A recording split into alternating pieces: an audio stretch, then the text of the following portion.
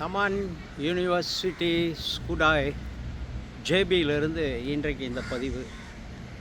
ஒரு சகோதரி வியாதியின் உச்சத்தில் இருந்து மரண விளிம்பில் நின்று கொண்டு இருக்கிறார். மருத்துவர்கள் சொல்லிட்டாங்க, உனக்கு மார்பக புற்றுநோய் 4வது நிலை அடைந்து விட்டது. இதுக்கு அங்கிட்டு அதற்கு சிகிச்சை எதுவுமே நம்ம செய்ய முடியாது. ஆங்கில மருத்துவமோ அல்லது எந்த மருத்துவத்தில் நீ போனாலும் இதற்கு சிகிச்சை கிடையாது. அதுக்கு அடுத்து உன்னுடைய மரண நாளை நீ எண்ணிக்கொண்டிருக்க வேண்டும் என்று மருத்துவர்கள் சொல்லிவிட்டார்கள். அந்த சகோதரி, வாலிப சகோதரி ரொம்ப மனவேதனை, ரொம்ப மனக்குழப்பத்தில் அப்படியே உட்காந்துக்கிட்டு இருக்காங்க. இதுக்கடுத்து நம்ம மரித்து போயிடுவோமே அப்படின்னு சொல்லிட்டு ஒரு பெரிய கவலையில் இருக்கிறாங்க. அவங்களுடைய தோழி ஒருத்தி இருந்தா, எப்போ பார்த்தாலும் அவளை பார்த்து பேசிக்கொண்டே, என் கூட நாளைக்கு சர்ச்சுக்கு வா அப்படின்னு சொல்லிட்டு ஒவ்வொரு முறையும் சர்ச்சுக்கு கூப்பிடுவாங்க.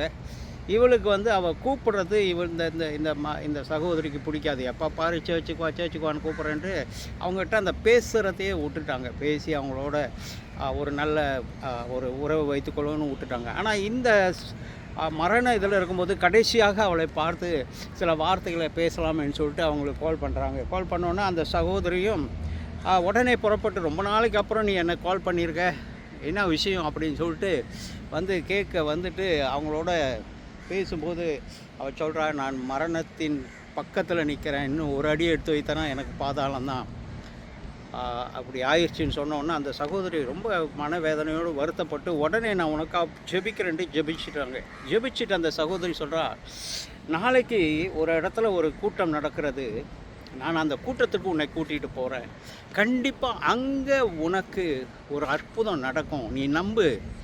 இந்த மருத்துவர்கள்லாம் சொல்லியிருக்காங்க, ஆனாலும் நீ நம்பு, நீ மறிக்க மாட்ட, நீ இன்னும் நிறைய நாட்கள் உயிரோடு கூட இருப்பன்னு சொல்கிறத நீ நம்பு அப்படி சொல்கிறாங்க. மறாவது நாள் அன்றைக்கு அந்த சகோதரியோடு தங்கிட்டு நிறைய ஆறுதலான வார்த்தை வசனங்களெல்லாம் சொல்லி, ஆண்டவர் இருக்கிறார் உன்னை பாதுகாக்க, ஆண்டவர் இருக்கிறார் உன்னை விடுவிக்க அப்படின்னு சொல்லிட்டு நிறையா வசனங்களை சொல்லி அந்த சகோதரியை தேடிக் கொண்டு தான் மறாவது நாள் இருவருமே கிளம்பி அந்த கூட்டத்துக்கு போகிறாங்க. அந்த கூட்டத்தில் போயிட்டு இந்த சகோதரி கண்ணீரோடு அழுது கொண்டே இருக்கிறாள். நான் மறுத்து போகிறேன். அந்த கவலை அவளை ரொம்ப அதிகமாக வாட்டி எடுத்தது. அவள் இருந்து கொண்டிருக்கும் பொழுது பிரசங்கித்து கொண்டிருந்த பிரசங்கியார் திடீர்னு தன்னுடைய பிரசங்கத்தை நிறுத்திவிட்டு கையை நீட்டி அந்த சகோதரியை காட்டி, நீ மரித்து போகிறாய் என்று நீ பயங்கரமான மனவேதனையில் இருக்கிற, ஆனால் நீ மறிக்க மாட்ட. என்னைக்கு என்னை தேடி ஆண்டவராகிய இயேசுவை தேடி நீ வந்திருக்கிறையோ, அன்னைக்கே மரண ஆவியை ஆண்டவர் உன்னிடத்திலிருந்து எடுத்து போட்டார். நீ மறித்து போவதில்லை. நீ விசுவாசித்து நீ நம்பும் பொழுது இந்த நிமிஷம், இந்த நாளிகையில் உனக்கு இப்பொழுதே ஒரு விடுதலை கிடைக்கணும்னு அந்த சகோதரி அப்படி கதறி அள்ள ஆரம்பித்தாங்க. எனக்கு ஒரு அற்புதம் நடந்தால் நல்லா இருக்குமே, அள்ள ஆரம்பித்தாங்க. கூட்டங்களெல்லாம் முடிந்தது. அந்த சகோதரியை கூட்டிகிட்டு வந்த அந்த சகோதரி இருவரையும் மருத்துவமனைக்கு போகிறாங்க. போயிட்டு ஒரு பரிசோதனை பண்ணி பார்க்கலான்னு மருத்துவமனையில் போய் பார்த்த பொழுது அந்த சகோதரனுடைய அந்த மார்பக புற்றுநோய் 4வது நிலையில் இருந்தது பூரண சுகமடைந்து புற்றுநோய் அந்த மகளுக்கு இல்லாமலே போய்விட்டது.